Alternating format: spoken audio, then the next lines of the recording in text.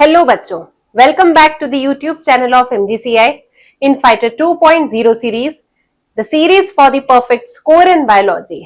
बच्चों, इस सीरीज में हम लोगों ने स्टार्ट किया था विथ ह्यूमन फिजियोलॉजी, जिसमें हम अभी पढ़ रहे हैं excretory products and there elimination. और इस चैप्टर में भी आज हम स्टार्ट करने वाले हैं with the process of micturition. Let's start.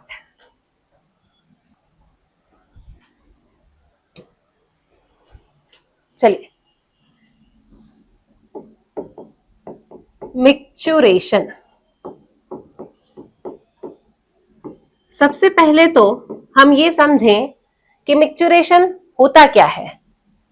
मिक्सचरेशन is act of passing urine. The act of passing urine is called as micturition and the neural reflexes through which micturition occurs.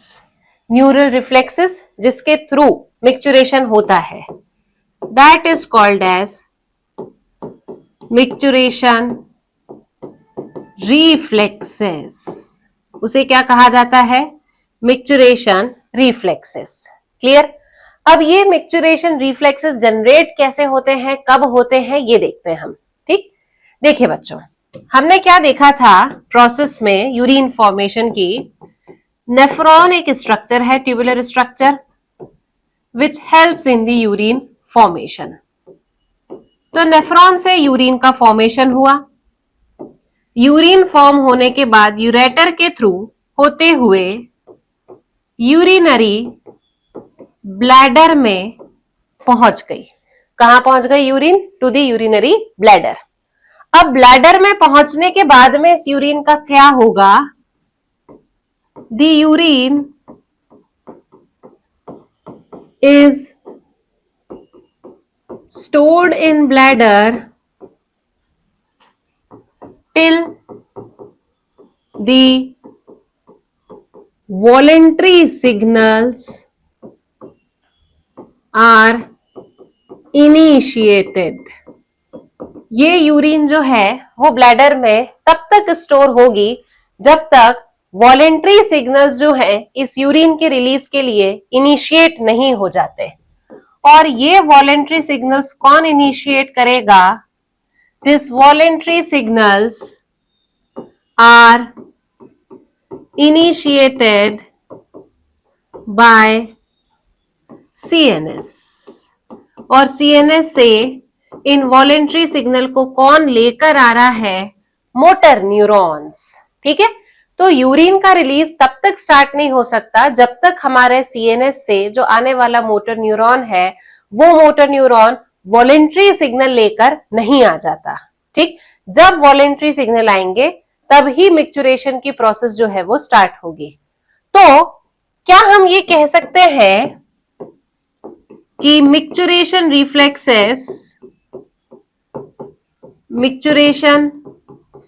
Reflexes are voluntary? कह सकते हैं हम ऐसा कि मिक्सचरेशन reflexes कैसे होते हैं? These are voluntary in nature, क्योंकि ये तब तक इनिशिएट नहीं होंगे जब तक वॉलेंट्री सिग्नल्स जो है वो हमारे सीएनएस से यूरिनरी ब्लैडर तक नहीं आ जाते हैं। क्लियर है बच्चों? अब प्रोसेस देखते हैं हम मिक्सचरेशन की। देखिए, तो सबसे पहले हमने कह दिया कि यूरिन बनकर आई थी, यूरिन पहुंची to the urinary bladder. Bladder में पहुंचने के बाद में ये स्टोर हुई। ठीक है, अब देखिए ब्लैडर का स्ट्रक्चर हमने कुछ इस तरीके से बनाया था। ये हो गया हमारा यूरिनरी ब्लैडर और ये हमने बना दिया दिस इज द यूरेथ्रा। ठीक है, ब्लैडर में हमने देखा था कुछ रिसेप्टर्स प्रेजेंट थे। क्या प्रेजेंट होते हैं ब्लैडर में? Receptors. These are called as stretch receptors. क्या नाम है इनका? Stretch receptors. तो अब जो यूरिन है ये हमने क्या बना दिया, दिस इज अवर यूरिन। ठीक है, यूरिन जो है वो ब्लैडर के अंदर भर चुकी है। तो ब्लैडर जैसे ही यूरिन से भर जाता है, now this bladder starts to stretch. ठीक है, जो ब्लैडर है ये क्या करेगा, urinary bladder starts to stretch, ये फैलना चालू हो जाएगा क्योंकि यूरिन तो भर रही है। अगर यूरिन भर रही है तो ब्लैडर तो फैलेगा। फैलेगा कैसे, क्योंकि इसके पास में स्ट्रेचिंग की प्रॉपर्टी है, इसलिए ब्लैडर जो है वो फैल सकता है। अब स्ट्रेचिंग की प्रॉपर्टी है तो यहाँ स्ट्रेच रिसेप्टर्स भी लगे हुए हैं। तो जब ब्लैडर ने फैलना चालू किया, स्ट्रेच होना चालू किया, तब यहाँ पर क्या होगा, जो स्ट्रेच रिसेप्टर्स हैं, these stretch receptors will send signal to the CNS। ये स्ट्रेच रिसेप्टर्स जो है इन्होंने क्या किया, सिग्नल सेंड किया टू दी CNS। और CNS से आने वाला जो मोटर न्यूरॉन है, motor neuron from CNS brings the signal to the urinary bladder। Motor neuron जो है वो कहां तक सिग्नल लेकर आया, टू द यूरिनरी ब्लैडर। तो ये जो स्ट्रेच रिसेप्टर्स थे, इन स्ट्रेच रिसेप्टर्स ने वॉलेंट्री सिग्नल जो है वो सेंड किए, किसे, CNS को। CNS ने यहां पर सिग्नल सेंड किए to the urinary bladder.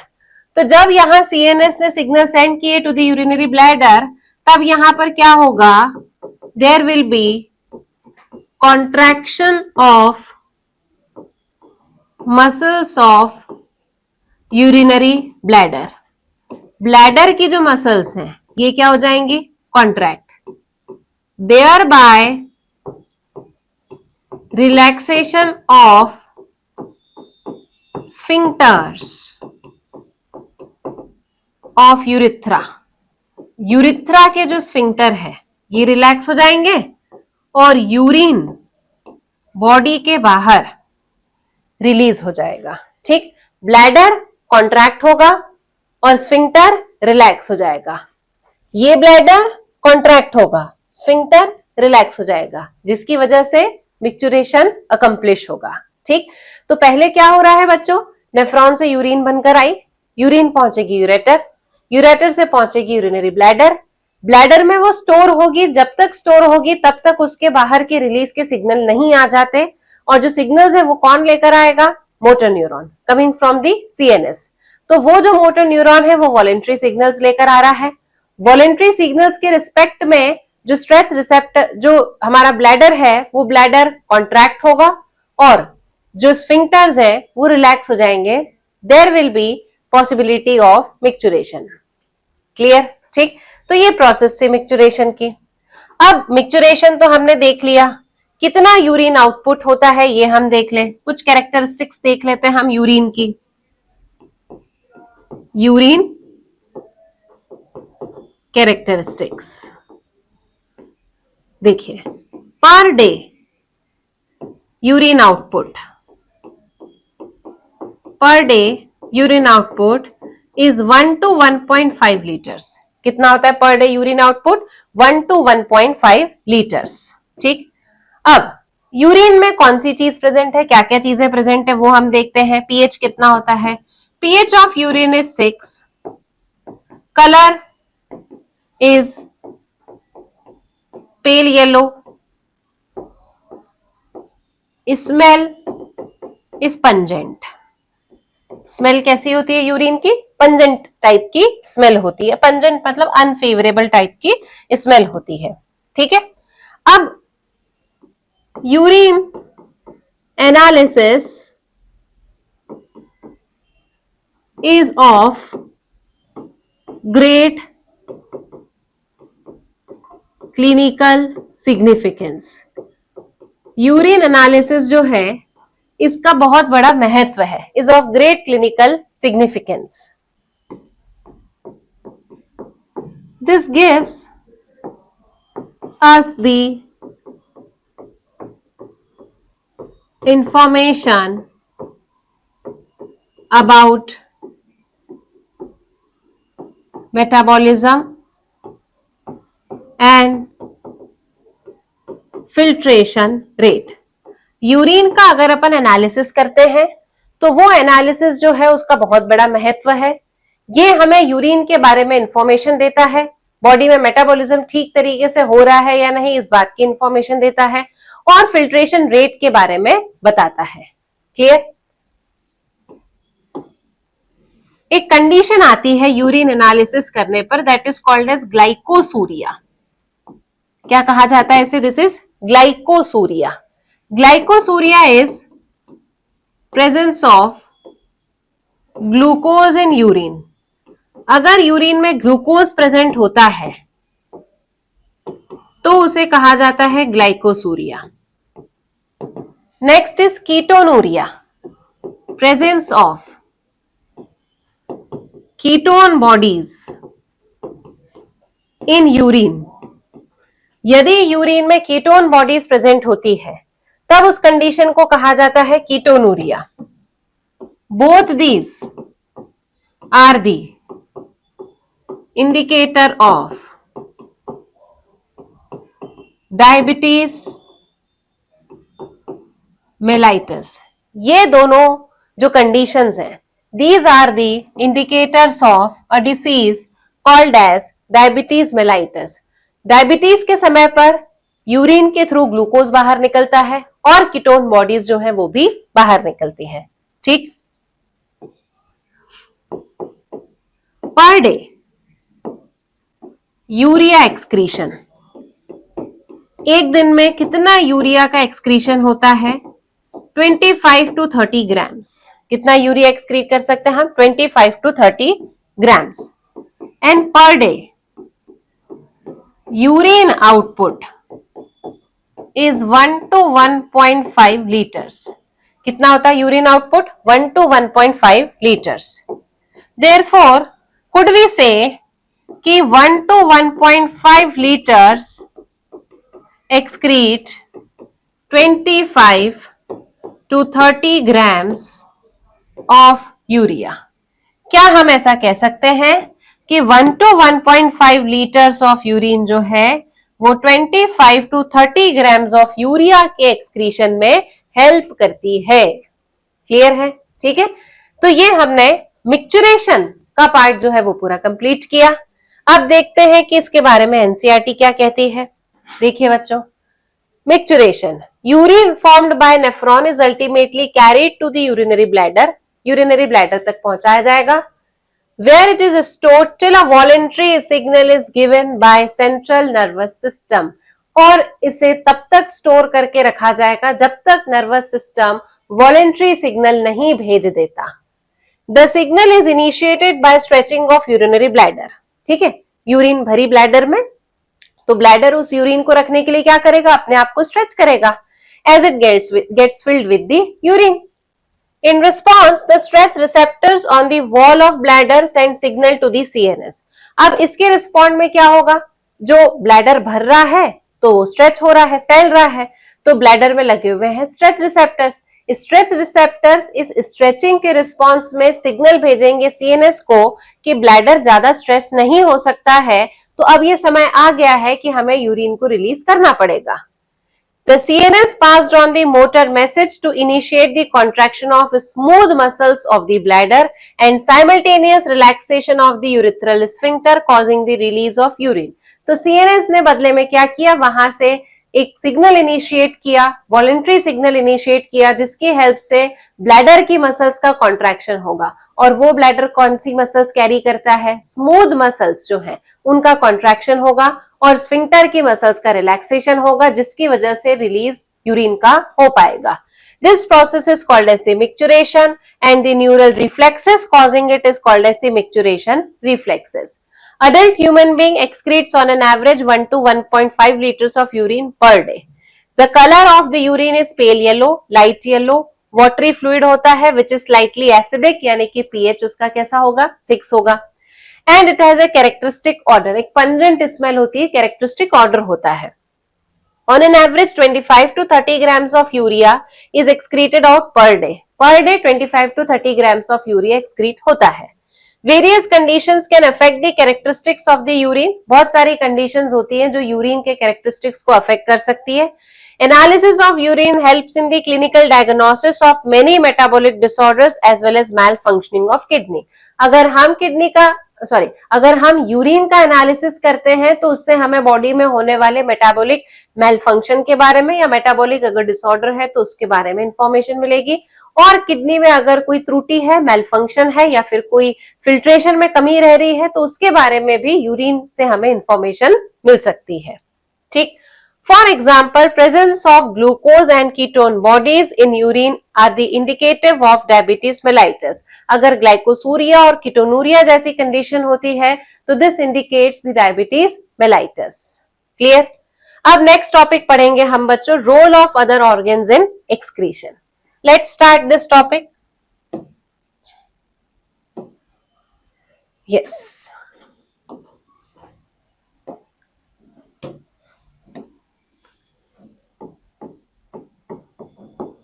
role of other organs in excretion, मतलब किडनी के अलावा और भी दूसरे ऑर्गन्स हैं जो एक्सक्रीशन में हेल्प कर सकते हैं। सबसे पहले तो हम लिस्ट देख लें उन ऑर्गन्स की, कौन कौन से ऑर्गन्स हैं वो देखें। एक तो है लंग्स, दूसरा है लिवर, तीसरा है skin. These are the three organs other than kidney जो एक्सक्रीशन में कोई रोल प्ले करते हैं। अब फर्स्ट हम देख रहे हैं यहां पर रोल ऑफ लंग्स। किसका रोल देखने वाले बच्चों हम? लंग्स का। ठीक, अब लंग्स क्या एक्सक्रीट आउट करते हैं? Lungs excrete large amount of CO2। Large amount word बहुत इंपॉर्टेंट है। लार्ज अमाउंट ऑफ CO2, कितना large amount of CO2 excrete कर रहा है ये? 200 ml पर मिनट। कितना? 200 ml per minute. This is the large amount of CO2 excreted by the lungs. और इसके साथ में क्या एलिमिनेट कर रहा है? And significant amount of water in the form of vapour. ठीक, तो लंग्स एलिमिनेट करता है large amount of CO2 200 ml per minute and significant amount of water which is excreted out from our body या from our lungs in the form of the vapour और moisture. Clear है बच्चों? अब second वाला organ कौन सा है हमारा? लिवर। देखिए, लिवर क्या एक्सक्रीट आउट कर रहा है? Liver excretes bile pigment. क्या एक्सक्रीट कर रहा है liver? Bile pigment. Bile pigment होते हैं दो टाइप के, बिलीरुबिन एंड बिलीवर्डेन। क्या एक्सक्रीट आउट किया लिवर ने? Bile pigment, bilirubin and biliverdin. Bile pigment के बाद में ये एक्सक्रीट आउट करता है कोलेस्टेरॉल। कोलेस्टेरॉल, तीसरा substance degraded steroids, degraded steroid hormone, जो स्टेरॉइड के बने हुए हार्मोन्स होते हैं उन्हें ये एलिमिनेट करता है। ठीक, next certain drugs and vitamins. ये सारी चीजें लिवर से बाहर निकलती हैं। मतलब देखो, लिवर क्या काम कर रहा है? इन सब चीजों को बॉडी के बाहर निकाल के liver is helping in detoxification. ठीक है, लिवर इन सब चीजों का एक्सक्रीशन करवा के क्या करवा रहा है? It is helping in detoxification. ये सारे टॉक्सिक सब्सटेंसेस को अपनी बॉडी से बाहर निकालने में हेल्प कर रहा है। ठीक है, चलिए अब दूसरी चीज, दूसरे ऑर्गन पर चलते हैं हम, दैट इज द स्किन। अब स्किन में दो टाइप की ग्लैंड्स प्रेजेंट होती है। पहली वाली ग्लैंड कौन सी है हमारी? स्वेट ग्लैंड के बारे में अपन बात कर रहे हैं। ठीक है, फर्स्ट ग्लैंड कौन सी है स्किन में? Sweat gland. स्वेट ग्लैंड जो है वो क्या एक्सक्रीट आउट कर रही है? This excretes excretes sweat. Sweat में क्या प्रेजेंट है? NaCl यानी कि सॉल्ट, और प्रेजेंट है इसमें वाटर। ठीक है, क्या एक्सक्रीट हो रहा है इससे? स्वेट यानी कि सॉल्ट एंड वाटर। बट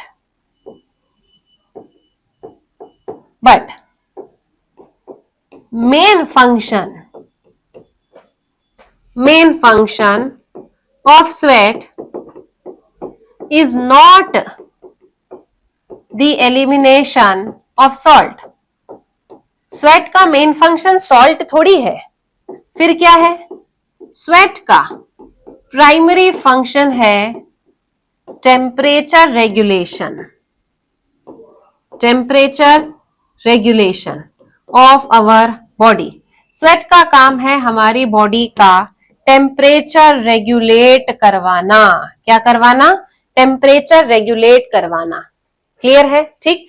तो स्वेट ग्लैंड जो अपनी बॉडी पर प्रेजेंट है वो स्वेट का सिक्रीशन करती है, salt along with the water, पर वो उसका मेन फंक्शन नहीं है। स्वेट तो हमारी बॉडी में प्रोड्यूस होता है जिससे हम गर्मी के मौसम में भी ठंडक का एहसास कर सके। जैसे गर्मी होने लगी, हमें स्वेट का प्रोडक्शन हुआ, स्वेट अपने बॉडी के सरफेस पर आया, हवा आई, हवा से उस स्वेट का इवेपोरेशन हुआ, तो that will give you a cooling effect. ठीक है, तो कूलिंग इफेक्ट प्रोड्यूस करना स्वेट का प्राइमरी फंक्शन होता है। और इन स्वेट ग्लैंड्स के थ्रू एक चीज और एलिमिनेट होगी, plus small amount of lactic acid. ठीक है, स्वेट ग्लैंड से क्या सीक्रेट हुआ? एक तो स्वेट और दूसरा small amount of lactic acid. ठीक, अब स्वेट ग्लैंड तो हमने देख ली है ना, जो स्किन पर प्रेजेंट है। एक और ग्लैंड प्रेजेंट होती है स्किन पर, उस ग्लैंड का नाम है that is called as the sebaceous gland. क्या नाम है बच्चों इसका? Sebaceous gland. ये सीबेशियस ग्लैंड जो है, this sebaceous gland secretes sebum which is called as oil। क्या सिक्रीट करती है ये? Sebum, called as oil. अब ये सीबम के फॉर्म में क्या सिक्रीट करती है? It secretes waxes, sterols and hydrocarbon. क्या सिक्रीट कर रहा है ये? Waxes, sterols and hydrocarbon. And this sebum or oil is the protective covering of our skin। ये हमारी स्किन की प्रोटेक्टिव कवरिंग भी हो सकती है। कुछ लोगों में आप लोगों ने देखा होगा कि इस पोर्शन में, ये फेस का ये वाला जो पोर्शन होता है, नियर टू द चिन ये वाला पोर्शन होता है, यहाँ पर ऑयल बहुत आता है। ठीक है, ऑयली स्किन कहते हैं लोग। Again and again they wipe their skin by the help of tissue. तो ऑयली स्किन मतलब क्या? ऑयल का सिक्रीशन हो रहा है। यस, ऑयल का सिक्रीशन होता है इन द फॉर्म ऑफ सीबम। तो ये जो स्किन वाले लोग होते हैं, इनकी बॉडी पर सिबेशियस ग्लैंड जो है वो ज्यादा एक्टिवेटेड होती है, तो वो सिबेशियस ग्लैंड कंटिन्यूअसली सिक्रीट करती है वैक्सेस, हाइड्रोकार्बन्स एंड स्टेरॉल्स। सबके पास में प्रेजेंट होती है सिबेशियस ग्लैंड, पर कुछ लोगों में इन सिबेशियस ग्लैंड्स के थ्रू होने वाला जो सिक्रीशन होता है वो सिक्रीशन थोड़ा ज्यादा होता है, तो इसीलिए उनकी स्किन कैसी अपीयर होती है बच्चों? ऑयली स्किन अपीयर होती है। क्लियर है? तो these are certain organs which plays a very significant role in excretion other than kidney। Clear है? अब एक चीज और आती है इसमें, small amount of urea is also present in saliva. ठीक है, सलाइवा में स्मॉल अमाउंट ऑफ यूरिया जो है वो प्रेजेंट होता है, and small amount of urea is also excreted out through the saliva. Clear है बच्चों? तो ये हमने रोल देख लिया अदर एक्सक्रीटरी ऑर्गन्स का। एक बार एनसीईआरटी से देखते हैं हम इसे। देखें, other than kidney, lungs, liver and skin also helps in the elimination of other excretory waste. Our lungs removes a large amount of CO2, approximately 200 ml per minute, and also significant quantity of water every day in the form of moisture. Liver the largest gland in our body, liver is the largest gland in our body, exocrine gland है वो. This also secretes bile. ये क्या secrete करता है liver? Bile secrete करता है. Bile containing substances like bilirubin, biliverdin, these are bile pigments, cholesterol, degraded steroid hormones, vitamins and certain drugs. Clear? Most of these substances ultimately pass out along with the digestive waste. अब ये जो सारे substances है ये digestive waste के through यानी कि जो undigested food material होता है which is called as the fecal matter, उस fecal matter के थ्रू ये जो waste है ये body के बाहर remove हो जाएगा. Next, the sweat and sebaceous gland in the skin can eliminate certain substances through their secretions. तो स्वेट और सिबेशियस ग्लैंड जो है वो उनके सिक्रीशन के थ्रू कुछ सब्सटेंसेस को बॉडी के बाहर रिमूव कर सकती हैं. Sweat produced by the sweat gland is a watery fluid containing NaCl. जो स्वेट ग्लैंड के थ्रू स्वेट प्रोड्यूस होता है वो वाटरी फ्लूइड होता है जिसमें NaCl हो सकता है, स्मॉल अमाउंट ऑफ यूरिया होगा और उसमें लैक्टिक एसिड प्रेजेंट होगा. ठीक है, तो स्वेट में क्या क्या चीजें प्रेजेंट होती है? स्वेट एलिमिनेट करता है water, salt, small amount of urea and lactic acid. ये सारी चीजें एलिमिनेट होती है किससे? स्वेट से. Though the primary function of sweat is to facilitate a cooling effect on the body surface, it also helps in the removal of some of the waste mentioned above. पर sweat का primary function क्या है कि वो cooling effect produce करता है और इन सारी चीजों के एलिमिनेशन में वो सिर्फ एक्सेसराइजली फंक्शन कर रहा है. ठीक है. Sebaceous gland eliminates certain substances like sterols, hydrocarbon and waxes through the sebum. तो वो sebum के थ्रू इन सारे substances को eliminate करता है. These secretions provide a protective oily covering for the skin. और ये जो substances है वो skin के लिए protective oily covering provide करते हैं जिससे dryness की वजह से कोई antigen directly skin को bore करके अंदर ना पहुंच पाए.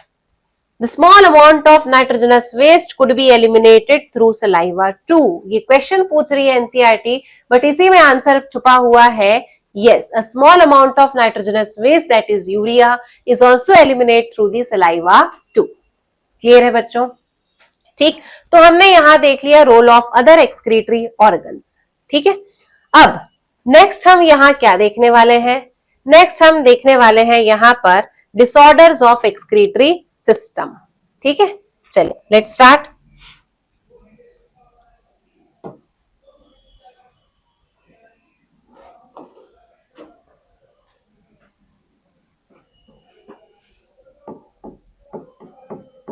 यस, डिसऑर्डर्स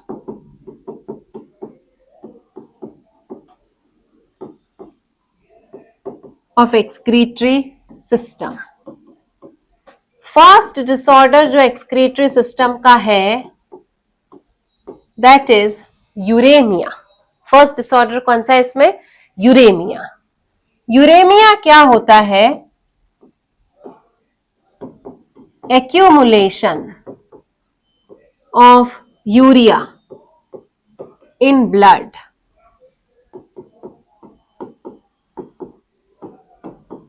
ड्यू टू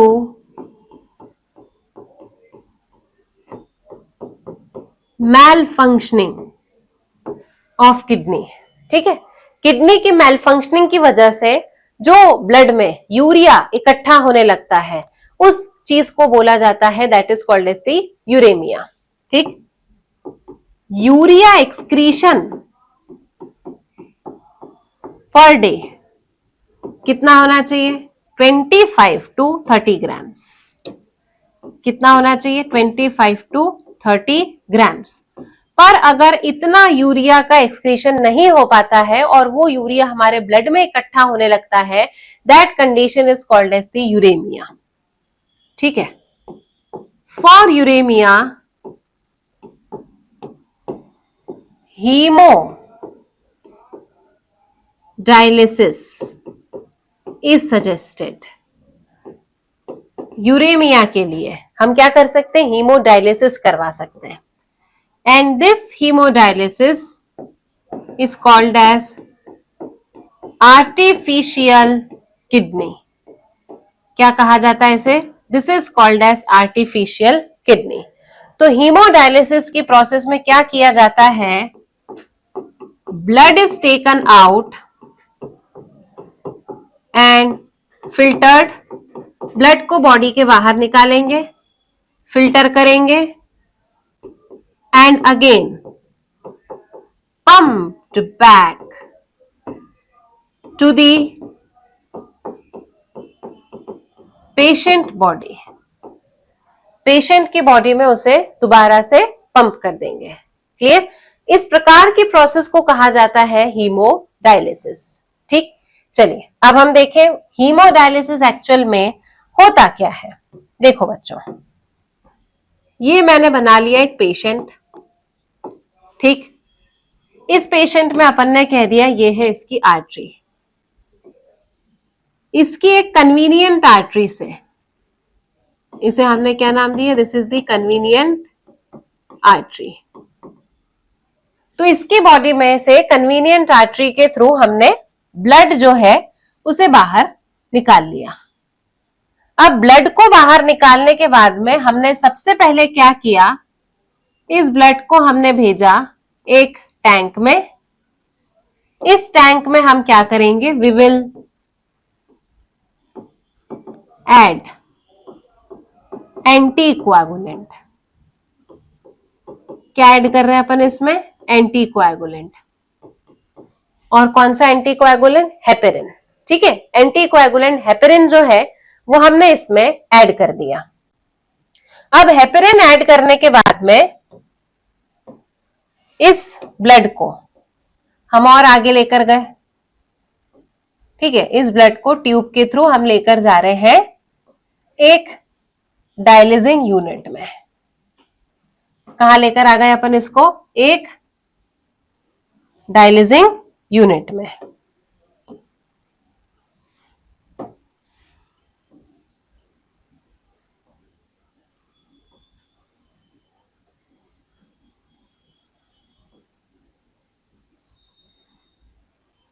ठीक है बच्चों, यस, ये बन गई अपनी क्या, डायलिसिंग यूनिट। Dialysing unit. ठीक, अब इस डायलिसिंग यूनिट में ये जो स्ट्रक्चर है, दिस इज सेलोफेन मेम्ब्रेन। ये जो ट्यूब है, dialysing tube, this is called as dialysing tube made up of cellophane membrane. This cellophane membrane is semi-permeable in nature. कैसी है ये cellophane membrane? Semi-permeable nature की है। ठीक है, और यहां पर ये प्रेजेंट है एक फ्लूइड, ये जो स्पेस प्रेजेंट है outside to the cellophane membrane tube, this space consists of dialysing fluid similar to the plasma of blood.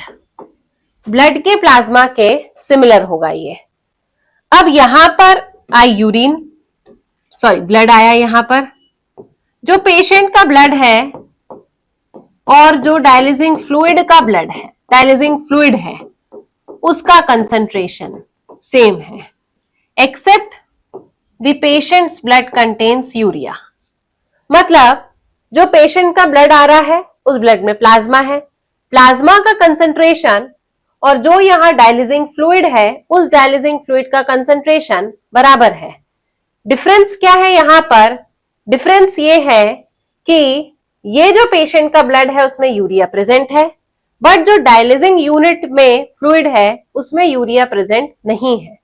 तो जब वहां यूरिया प्रेजेंट नहीं है तो यूरिया का मूवमेंट होगा from its higher concentration towards its lower concentration. तो urea will diffuse out from the patient's blood into the dialysing fluid. Clear? तो यहां पर हम बोल देंगे कि यहां क्या होगा, due to diffusion urea will move out from the blood of patient into the dialysing fluid। Patient के ब्लड से किसमें आ जाएगा वो? डायलिजिंग फ्लूइड में। जैसे ही डायलिजिंग फ्लूइड में आ गया तो blood will be free of urea. Blood क्या हो जाएगा? यूरिया फ्री हो जाएगा। ठीक, अब जैसे ही ये ब्लड यूरिया फ्री हो गया, इस ब्लड को वापस से इस पेशेंट की बॉडी में पंप बैक कर दिया जाएगा through when. The blood is pumped back into the patient's body through vein। When के थ्रू इस ब्लड को दोबारा से पेशेंट की बॉडी में पंप बैक कर दिया जाएगा। One condition is there before before नहीं, pumped back into the patient body after adding coagulant। जब हमने ब्लड को बाहर निकाला था तब हमने ब्लड में क्या ऐड किया था? एंटी कोएगुलेंट ऐड किया था।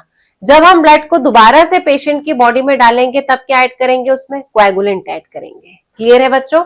So this is the process of the haemodialysis. ठीक, अब हीमोडायलिसिस जो है वो रेगुलर करवाने में थोड़ी समस्या आ सकती है। ठीक है, कॉस्टली प्रोसेस भी होती है। तो there is the ultimate correction from the renal failure. The ultimate correction of the renal failure is kidney transplantation। What is the ultimate correction for the renal failure? That is the kidney transplantation, जिसमें हम किसी भी हमारे family member से या close relative से जो graft है, जो किडनी है, वो हम ले सकते हैं और अपनी बॉडी में उसे इम्प्लांट करवा सकते हैं। तो ultimate correction for the renal failure is the kidney transplantation. Clear है बच्चों? तो ये हमने प्रोसेस देख ली अबाउट दी यूरेमिया का करेक्शन कैसे किया जा सकता है, अल्टीमेट करेक्टिव मेथड क्या है, ये सारी चीजें हमने देख ली हैं। ठीक है, चलिए एक बार एनसीईआरटी से देख लें हम इसे। Malfunctioning of kidney can lead to the accumulation of urea in blood. This condition is called as the uremia, which is highly harmful and may lead to the kidney failure. Harmful होती है और kidney failure भी करवा सकती है। In such patient, urea can be removed by the process called as hemodialysis. During this process of hemodialysis, the blood drained from the convenient artery. Blood को artery से बाहर निकालेंगे, pumped into the dialysing unit called as artificial kidney. Dialysing unit में इसे डालेंगे जिसे हम artificial kidney कह रहे हैं। Blood drained from the convenient arteries pumped into the dialysing unit after adding an anticoagulant like heparin. तो ब्लड को डायलिसिंग यूनिट में डालने से पहले क्या ऐड करोगे? एंटीकोएगुलेंट, नहीं तो ह्यूमन ब्लड तो जम जाएगा। The unit contains a coiled cellophane tube surrounded by fluid called as dialysing fluid. Unit में कॉइल्ड ट्यूब है, डायलिसिंग ट्यूब है, जो सेलोफेन मेम्ब्रेन की बनी हुई है, और उस सेलोफेन मेम्ब्रेन के आसपास में क्या प्रेजेंट है? Dialysing fluid having the same composition as that of the plasma। जो ब्लड का प्लाज्मा है उसके बराबर कॉम्पोजिशन होता है, एक्सेप्ट नाइट्रोजनस वेस्ट। ब्लड के प्लाज्मा में नाइट्रोजनस वेस्ट भी होगा, बट उस डायलिसिंग फ्लूइड में नाइट्रोजनस वेस्ट नहीं होगा। The porous cellophane membrane of the tube allows the passage of molecules based on the concentration gradient। तो concentration gradient के बेसिस पर, यानी कि डिफ्यूजन के थ्रू हाई टू लो, जो नाइट्रोजनस वेस्ट है वो ब्लड से डायलिसिंग फ्लूइड में चले जाएंगे। As nitrogenous waste are absent in the dialysing fluid, these substances freely move out, thereby cleaning the blood। तो जैसे ही हमने बोला कि डायलिसिंग फ्लूइड में यूरिया एब्सेंट होता है, तो यूरिया जो है वो अपने हायर कंसंट्रेशन से लोअर की तरफ में मूव करेगा, तो ब्लड धीरे धीरे से क्लीन होता जाएगा। The cleared blood is pumped back to the body through a vein after adding antiheparin to it। जो क्लियर्ड ब्लड है उसको अपन एंटीहेपेरिन यानी कि कोएगुलेंट ऐड करने के बाद में बॉडी में पंप बैक कर देंगे। This method is boon for the thousands of uremic patients all over the world। और ये मेथड जो है वो एक प्रकार का बोन है for the thousands of patient suffering from malfunctioning of kidney. Important point. Kidney transplantation is the ultimate method in the correction of the renal failures called as kidney failures. A functioning kidney is used in the transplantation from a doctor, preferably a close relative, to minimize its chances of rejection by the immune system. हम immune system के through rejection के chances को avoid करने के लिए kidney उसी person से लेते हैं जिस person के एंटीजेंस हमारी बॉडी से मैच कर रहे हो. अदरवाइज जो हमने किडनी ली है वो किडनी जो है वो रिजेक्ट कर दी जाएगी और हमारा इम्यून सिस्टम जो है वो उस ऑर्गन को रिजेक्ट कर देगा. क्लियर है बच्चों? ठीक, चलिए अब दो डिसीजेस और है, रीनल कैल्कुलाई एंड ग्लोमेरुलोनेफ्राइटिस. रीनल कैल्कुलाई क्या होता है? ये इनसॉल्युबल मास होते हैं क्रिस्टलाइज्ड सॉल्ट के, जिसे अपन नॉर्मल लैंग्वेज में किडनी स्टोन या फिर पथरी कहते हैं. तो पथरी में क्या होता है, कम पानी पीने की वजह से किडनी में इंसॉल्युबल मास या फिर स्टोन्स जो है उनका क्रिस्टलाइजेशन हो जाता है. Clear? Glomerulonephritis, this is the inflammation of glomeruli of kidney. Kidney के जो ग्लोमेरुलस होते हैं उनका यदि इन्फ्लामेशन हो जाता है तो उसे कहा जाता है ग्लोमेरुलोनेफ्राइटिस. क्लियर? तो बच्चों ये चैप्टर जो है वो भी हमारा खत्म हो गया, excretory products and there elimination. कल मैं आपको इसकी समरी बता दूंगी और साथ में हम सॉल्व करेंगे इसके पीवाईक्यूज. क्लियर बच्चों? और हमारे पीवाईक्यूज प्रीवियस चैप्टर के भी बचे हुए थे, that is from the body fluids and circulation. तो उसके पीवाईक्यूज भी अपन सॉल्व करेंगे और फिर हम मूव ऑन करेंगे towards the next chapter, that is locomotion and movement. Till then, good luck.